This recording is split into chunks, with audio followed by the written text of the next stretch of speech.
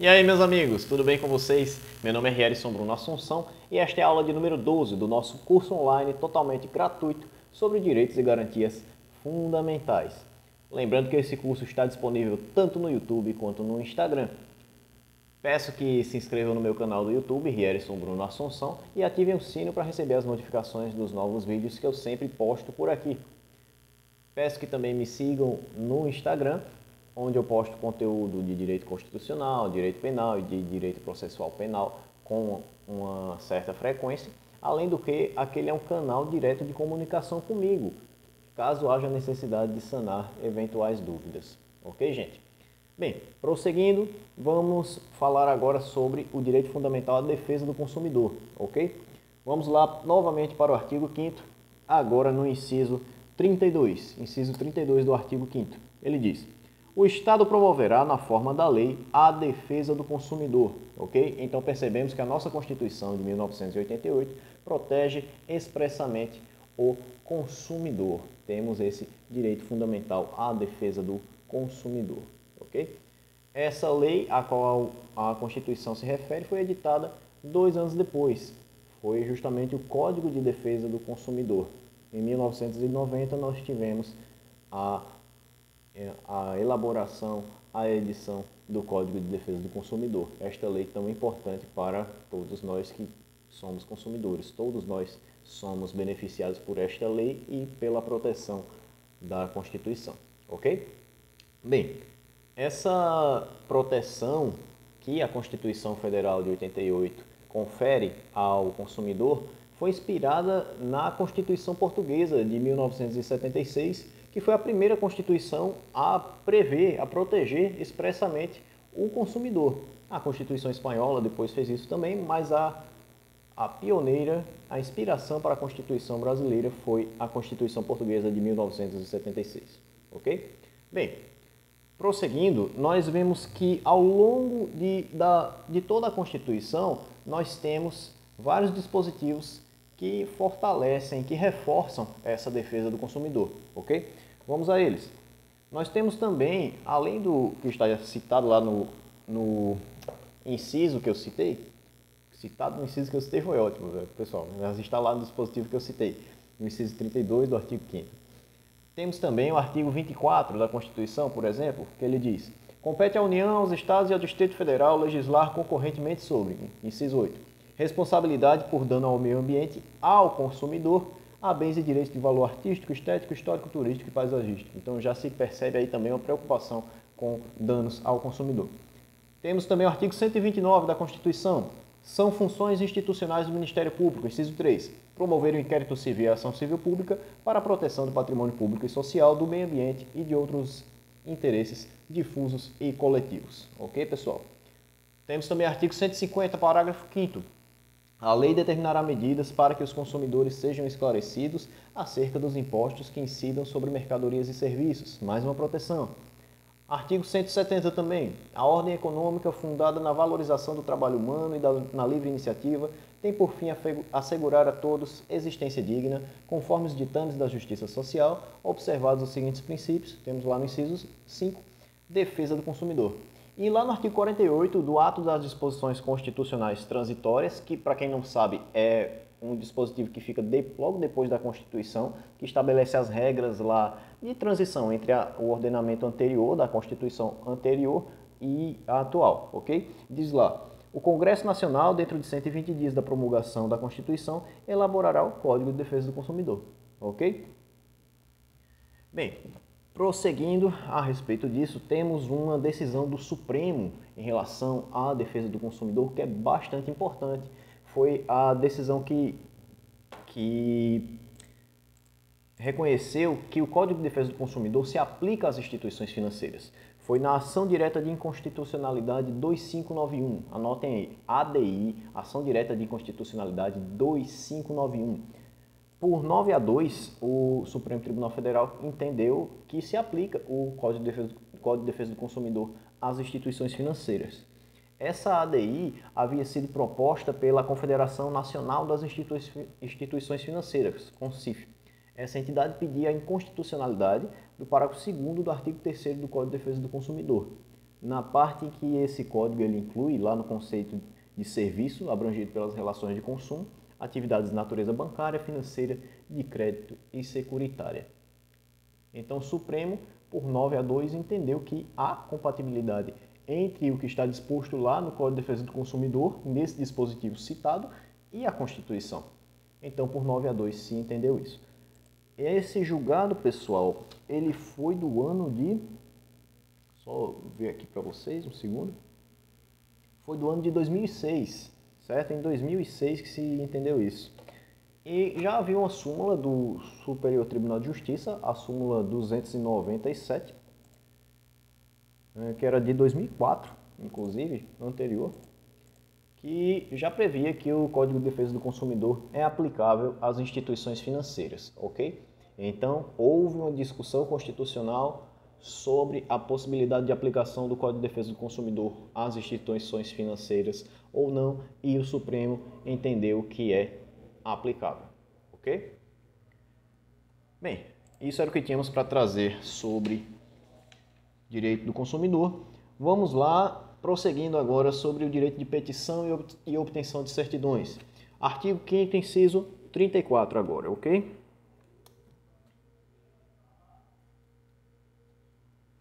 São a todos assegurados, independentemente do pagamento de taxas, o direito de petição aos poderes públicos em defesa de direito ou contra a ilegalidade ou abuso de poder. B. A obtenção de certidões em repartições públicas para a defesa de direitos e esclarecimento de situações de interesse pessoal. Ok, gente? Vamos falar sobre cada um deles, o direito de petição e o direito de obtenção de certidões. Ok? Esse direito de petição, pessoal, é o direito que o indivíduo tem de pedir ao poder público que se manifeste sobre determinada questão, que volte seus olhos, volte sua atenção para aquela questão dele, certo? Todos temos esse direito fundamental, o direito de petição, ok? Não se confunde o direito de petição, muita atenção, com a capacidade postulatória. A capacidade postulatória, a capacidade de postular em juízo, é aquela prerrogativa de ingressar em seu próprio nome, você mesmo, sem auxílio de ninguém, no judiciário, para solicitar alguma coisa, para alguma demanda, ok? Quem tem essa capacidade postulatória, como regra, são os advogados. Advogados têm a capacidade postulatória. Você contrata um advogado e entra com uma ação para pleitear alguma coisa perante o poder público, ok? Existem exceções, como nós veremos mais à frente, como no caso do habeas corpus, que no caso do habeas corpus não há necessidade de contratação de um advogado. Claro que é fundamental ter um advogado caso você esteja precisando de um habeas corpus, porque ele tem todo o conhecimento técnico, mas legalmente não é necessário, ok? Bem, e sobre a obtenção de certidões, nós temos um regramento lá na Lei 9.051 de 1995, ok? É a lei que dispõe sobre a expedição de certidões para a defesa de direitos e esclarecimentos de situações. Vamos ler lá o artigo 1º.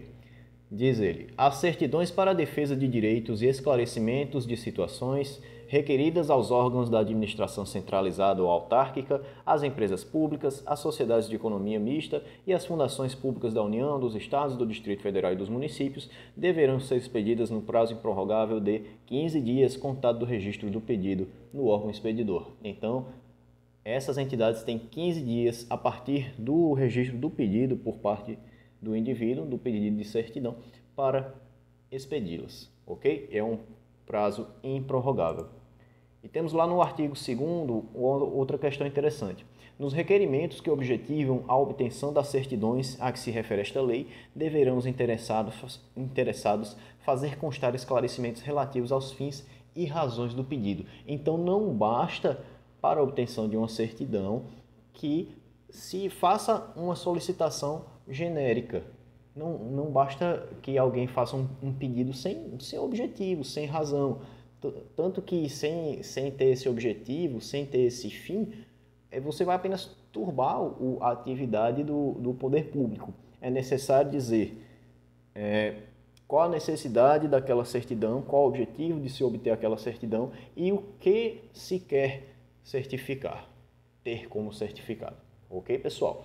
Então, era isso que tínhamos a trazer sobre direito de petição e obtenção de certidões. Certinho?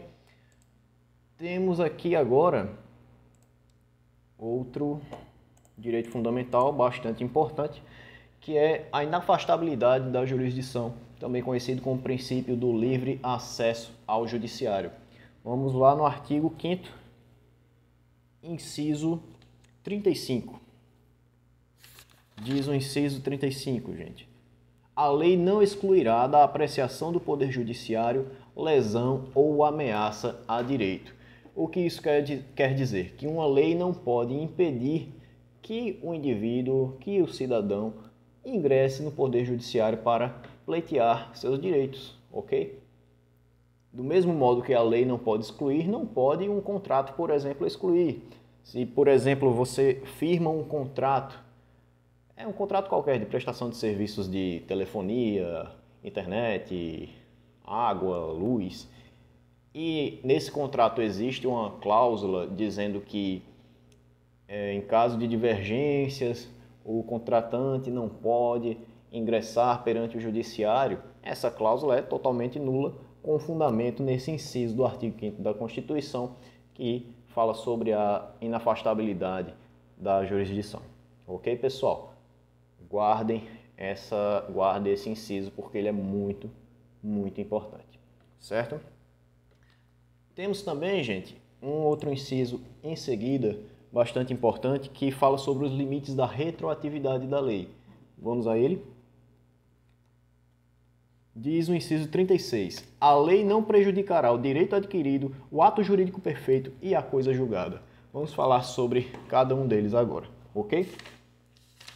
Bem, primeiro, o que é o direito adquirido, gente? Se nós nos reportarmos à Lei de Introdução às Normas do Direito Brasileiro, que todo estudante de direito conhece ou deve conhecer, nós teremos as definições de cada um deles: direito adquirido, ato jurídico perfeito e coisa julgada. Ok? O direito adquirido, gente, é aquele que o seu titular ou alguém por ele já pode exercer.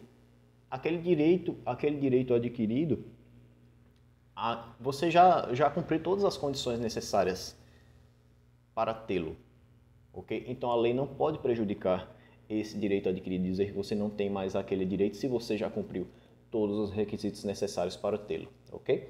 O ato jurídico perfeito, de acordo com a Lei de Introdução às Normas, é o ato já consumado segundo a lei vigente ao tempo em que se efetuou. Se eu pratico um ato que está de acordo com determinada lei, que era a lei vigente na época em que eu pratiquei, se a lei permitia que eu praticasse determinado ato naquela época, não pode uma lei posterior dizer que esse ato não vale mais, não pode revogar esse meu ato, não pode retroagir para prejudicar o meu ato jurídico perfeito, ok?